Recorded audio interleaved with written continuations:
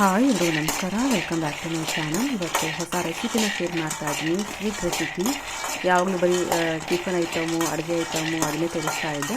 So ಸ್ವಲ್ಪ different ಆಗಿರಲಿ ಅಂತ ಡಿಫ್ರೆಂಟಾಗಿ ಒಂದು ಐಟಮ್ನ ಮಾಡಿ ತೋರಿಸ್ತಾ ಇದ್ದೀನಿ. ಅದನ್ನು ನಾನು ಮಾಡ್ತಾ ಇಲ್ಲ, ಇದನ್ನು ನಮ್ಮ ಅಕ್ಕ ಮಾಡ್ತಾ ಇದ್ದಾಳೆ. ಬಟ್ ನಾನು ಇದನ್ನು ಶೂಟ್ ಮಾಡಿ ತೋರಿಸ್ತಾ ಇದ್ದೀನಿ ಅಷ್ಟೇ.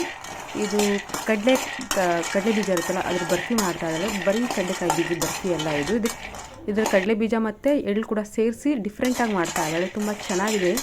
ಒಂದ್ಸಲ ಟ್ರೈ ಮಾಡಿ ನೋಡಿ ಹೇಗಿದೆ ಅಂತ ನನಗೆ ಕಾಮೆಂಟಲ್ಲಿ ತಿಳಿಸೋದನ್ನು ಮಾತ್ರ ಮರಿಬೇಡಿ.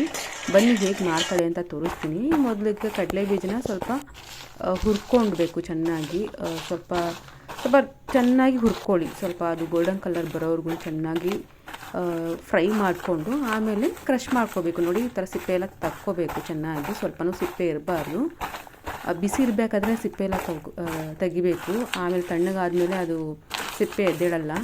ಬಿಸಿ ಇರಬೇಕಾದ್ರೇ ಚೆನ್ನಾಗಿ ನೋಡಿ ಈ ಥರ ಕ್ರಷ್ ಮಾಡಿ ಸಿಪ್ಪೆ ಎಲ್ಲ ತಕ್ಕೋಬೇಕು. ಆಮೇಲೆ ನೆಕ್ಸ್ಟು ಒಂದು ಬೇರೆ ಪಾತ್ರೆಯಲ್ಲಿ ಸ್ವಲ್ಪ ಬೆಲ್ಲ ಹಾಕಿ, ಸ್ವಲ್ಪ ನೀರು ಹಾಕಿ, ನೀವು ಎಷ್ಟು ಕಡಲೆ ಬೀಜ ಎಷ್ಟು ತೊಗೋತೀರೋ, ಕಡಲೆಪಾಪ ಎಷ್ಟು ತೊಗೋತೀರೋ ಇವಾಗ ಇನ್ ಕೇಸ್ ನೀವು ಅರ್ಧ KG ಅಷ್ಟು ಕಡಲೆ ಬೀಜ ತೊಗೊಂಡಿದ್ದೀರಾ ಅಂತ ಅಂದರೆ ಅರ್ಧ KG ಅಷ್ಟು ಬೆಲ್ಲ ತೊಗೋಬೇಕಾಗುತ್ತೆ. ಇಲ್ಲಿ ನಾವು ಆರ್ಗಾನಿಕ್ ಬೆಲ್ಲ ಯೂಸ್ ಮಾಡ್ತಾಯಿದ್ವಿ. ನಾವು ಜಾಸ್ತಿ ಆರ್ಗಾನಿಕ್ ಬೆಲ್ಲ ಯೂಸ್ ಮಾಡೋದು. ಇವಾಗ ಬೆಲ್ಲ ಕರಗಬೇಕು ಅಂದರೆ ಸ್ವಲ್ಪ ನೀರು ಹಾಕಬೇಕಷ್ಟೇ. ಜಾಸ್ತಿ ನೀರು ಹಾಕಿದ್ರೆ ಫುಲ್ಲು ನೀರು ಆಗಿಬಿಡುತ್ತೆ. ನೀವು ನೋಡ್ಕೊಂಡು ಹಾಕ್ಕೊಳ್ಳಿ. ಆಮೇಲೆ ಅದು ಬೆಲ್ಲ ಪಾಕ ಬರೋಕ್ಕೂ ಸ್ವಲ್ಪ ಚೆನ್ನಾಗಿ ಪಾಕ ಬರಬೇಕು. ಇಲ್ಲ ಅಂದರೆ ಅದು ಬರ್ಫಿ ಚೆನ್ನಾಗಿ ಬರೋದಿಲ್ಲ. ನೋಡಿ, ಪಾಕ ಎಲ್ಲ ಚೆನ್ನಾಗಿ ಬಂದಾದಮೇಲೆ ಅದಕ್ಕೆ ಹುರ್ಕೊಂಡಿರೋ ಕಡಲೆ ಬೀಜ ಕೂಡ ಹಾಕಿದ್ದಾಳೆ. ಹಾಗೆ ನೆಕ್ಸ್ಟು ಒಂದು ತಟ್ಟೆಗೆ ತುಪ್ಪ ಕೂಡ ಸವರ್ಕೊಂಡಿದ್ದಾಳೆ. ಕಡಲೆ ಬೀಜ ಬರ್ಫಿ ಮಾಡೋಕ್ಕೆ ಅದಕ್ಕೂ ಕೂಡ ಸ್ವಲ್ಪ ತುಪ್ಪ ಹಾಕಿದ್ದಾಳೆ, ಚೆನ್ನಾಗಿ ಬರುತ್ತೆ ಅಂತ, ಫ್ಲೇವರ್ ಚೆನ್ನಾಗಿರುತ್ತೆ ಅಂತ. ನೋಡಿ, ಇವಾಗ ಚೆನ್ನಾಗಿ ಕಲಿಸ್ಕೊತಾ ಇದ್ದಾಳೆ.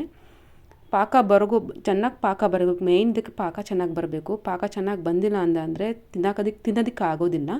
ನೆಕ್ಸ್ಟ್ ಇವಾಗ ಇದಕ್ಕೆ ಬಿಳಿ ಎಳ್ಳು ಕೂಡ ಆ್ಯಡ್ ಮಾಡ್ತಾ ಇದ್ದಾಳೆ. ಎಳ್ಳನ್ನ ಹುರ್ಕೊಂಡು ಹಾಕಿದ್ದಾಳೆ. ನೀವು ಬರೀ ಕಡಲೆ ಬೀಜದಲ್ಲೇ ಮಾತ್ರ ಅದರಲ್ಲಿ ಬೇಕಾದರೂ ಮಾಡ್ಕೋಬೋದು, ಇಲ್ಲ ಎಳ್ಳಲ್ಲಿ ಕೂಡ ಮಾಡ್ಕೋಬೋದು. ಇಲ್ಲಿ ಕಡಲೆ ಬೀಜ ಮತ್ತು ಬಿಳಿ ಎಳ್ಳು ಎರಡನ್ನೂ ಸೇರಿಸಿ ಮಾಡಿದ್ದಾಳೆ ನಮ್ಮ ಅಕ್ಕ. ನೋಡಿ, ತುಂಬ ಚೆನ್ನಾಗಾಗುತ್ತೆ, ತುಂಬ ಟೇಸ್ಟಿಯಾಗಿರುತ್ತೆ. ಪಾಕ ಪರ್ಫೆಕ್ಟಾಗಿ ಬಂದರೆ ಕಡಲೆ ಬೀಜದ ಬರ್ಫಿ ಚೆನ್ನಾಗಿರುತ್ತೆ. ಇಲ್ಲಿ ಕಡಲೆ ಬೀಜ ಮತ್ತು ಬಿಳಿ ಎಳ್ಳು ಎರಡು ಸೇರಿಸಿ ಮಾಡಿರೋದು. ಅದು ಬಿಸಿ ಇರಬೇಕಾದ್ರೇ ಒಂದು ತಟ್ಟೆಗೆ ತುಪ್ಪ ಸವರ್ಕೊಂಡು ಅದನ್ನು ಚೆನ್ನಾಗಿ ಸ್ಪ್ರೆಡ್ ಮಾಡ್ಕೊಳ್ಳಿ. ಕೈ ಬಿಸಿ ಇರುತ್ತೆ ನೋಡಿಕೊಂಡು ನೀವು ಸ್ಪ್ರೆಡ್ ಮಾಡಿ. ಕೈಯಿಂದ ನೋಡಿ, ನಮ್ಮ ಅಕ್ಕ ಕೈಯಿಂದನೇ ಮಾಡ್ತಾ ಇದ್ದಾಳೆ. ನೋಡ್ಕೊಂಡು ಮಾಡ್ಕೊಳ್ಳಿ, ತುಂಬ ಬಿಸಿ ಇರುತ್ತೆ. ನೋಡಿ, ಕೈಯಿಂದನೇ ತಡ್ತಾ ಇದ್ದಾಳೆ ಅವಳು. ನೀವೊಂದು ಗ್ಲಾಸಿಂದ ಲೋಟ ಬರ್ತಲ್ಲ, ಆ ಲೋಟದಿಂದ ನೀವು ಫುಲ್ಲು ಒಂದು ಲೆವೆಲ್ ಮಾಡ್ಕೋಬೋದು, ಇಲ್ಲಾಂದರೆ ಸ್ಪೂನಿಂದನಾದರೂ ಮಾಡ್ಕೋಬೋದು. ಇವಳು ಕೈಯಿಂದನೇ ಮಾಡ್ಕೊತಾ ಇದ್ದಾಳೆ. ನೋಡಿ, ಒಂದು ಲೆವೆಲ್ ಮಾಡ್ತಿದ್ದಾಳೆ ಕೈಯಿಂದನೇ. ಸ್ವಲ್ಪ ತುಪ್ಪ ಕೈಗೆ ಸವರ್ಕೊಂಡು ಫುಲ್ಲು ಫ್ಲ್ಯಾಟ್ ಮಾಡ್ತಾ ಇದ್ದಾಳೆ ಕೈಯಿಂದನೇ ಒಂದು ತಟ್ಟೆಯಲ್ಲಿ. ನೋಡಿ, ನಿಮಗೆ ಎಷ್ಟು ದಪ್ಪ ಬೇಕೋ ಅಷ್ಟು ದಪ್ಪ ಮಾಡ್ಕೊಳ್ಳಿ, ಇಲ್ಲ ತುಂಬ ತೆಳ್ಳಗೆ ಬೇಕು ಅಂದರೆ ತೆಳ್ಳಗೆ ಮಾಡ್ಕೊಳ್ಳಿ. ಇವಳೊಂದು ಸ್ವಲ್ಪ ದಪ್ಪನೇ ಮಾಡ್ಕೊಂಡಿದ್ದಾಳೆ. ಅದು ಬಿಸಿ ಇರಬೇಕಾದ್ರೆ ಚೆನ್ನಾಗಿ ಕಟ್ ಮಾಡ್ಕೋಬೇಕು. ನಿಮಗೆ ಯಾವ ಶೇಪಿಗೆ ಬೇಕೋ ಆ ಶೇಪಿಗೆ ನೀವು ಕಟ್ ಮಾಡ್ಕೊಳ್ಳಿ. ಬಿಸಿ ಇರಬೇಕಾದ್ರೇ, ತಣ್ಣಗಾದ್ಮೇಲೆ ಮತ್ತೆ ಕಟ್ ಮಾಡ್ಕೊಳಕ್ಕಾಗಲ್ಲ. ತುಂಬ ಟೇಸ್ಟಿಯಾಗಿರುತ್ತೆ. ಮಕ್ಳಿಗಂತೂ ತುಂಬ ಇಷ್ಟ ಆಗುತ್ತೆ.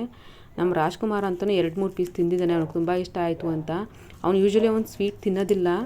ಇದು ಬೆಲ್ಲದಲ್ಲಿ ಮಾಡಿರೋದಲ್ವ, ಸ್ವೀಟ್ ಇದೆ ಅಂತ ಒಂದು 2-3 ಪೀಸ್ ತಿಂದಿದ್ದಾನೆ ಅವನು.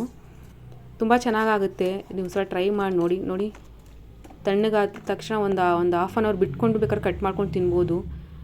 ಮಾಡಿ ಒಂದು 10 ನಿಮಿಷ ಬಿಟ್ಕೊಂಡೆ ತಿಂದ್ವಿ ನಾವು. ತುಂಬ ಚೆನ್ನಾಗಿತ್ತು. ಬೇಕು ಅಂದರೆ ನೀವು ತುಂಬ ಮಾಡಿಕೊಂಡು ಫ್ರಿಜ್ಜಲ್ಲಿ ಬೇಕಾದರೂ ಸ್ಟೋರ್ ಮಾಡಿ ಇಟ್ಕೋಬೋದು, ಇಲ್ಲಾಂದರೆ ಒಂದು ಡಬ್ಬದಲ್ಲಿ ಬೇಕಾದರೂ ಹಾಕಿಟ್ಕೋಬೋದು. ತುಂಬ ಚೆನ್ನಾಗಿರುತ್ತೆ. ನೋಡಿ ಎಷ್ಟು ಚೆನ್ನಾಗಿರುತ್ತೆ ಅಂತ. ಬೇಕು ಅಂದರೆ ನೀವು ಕಡಲೆಪಪ್ಪು ಕೂಡ ಇದಕ್ಕೆ ಹಾಕೋಬೋದು, ಚೆನ್ನಾಗಿರುತ್ತೆ. ನಮ್ಮ ರಾಜ್ಕುಮಾರ್ ಅಂತೂ ತುಂಬ ತಿಂದಿದ್ದಾನೆ ನೋಡಿ. ಸ್ವೀಟ್ ಚೆನ್ನಾಗೈತಾ? ಬರ್ಫಿ ಚೆನ್ನಾಗೈತಾ? ಚೆನ್ನಾಗೈತಾ? ತಿಂದ ನೀನು? ಅವಳೇ ತಿಂದ್ಬಿಟ್ಟ, ನಮಗೆ ಕೊಟ್ಟಿಲ್ಲ. ಕ್ಯಾಮ್ರಾ ನೋಡು, ಎಲ್ರಿಗೂ ತೋರಿಸು.